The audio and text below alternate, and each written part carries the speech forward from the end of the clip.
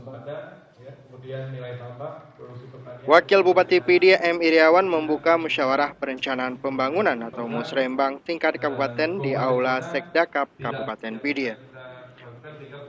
Musrenbang yang diikuti ratusan peserta yang meliputi unsur Murspida, Kepala Dinas, Camat, tokoh masyarakat dari 23 kecamatan dan perwakilan dari Bapeda Provinsi Aceh mengangkat tema pemantapan pembangunan ekonomi melalui optimalisasi potensi unggulan daerah berbasis pada sektor pertanian.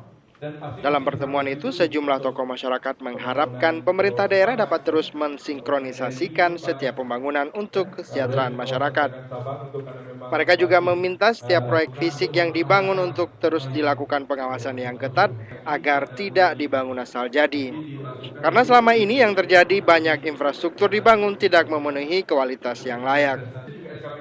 Dalam kesempatan itu, Wakil Bupati M. Iriawan mengharapkan musrembang tahun ini mendapat perubahan besar karena semua aspirasi dari masyarakat sudah kerap kali disampaikan dan menjadi perhatian serius dari Satuan Kerja Perangkat Kabupaten.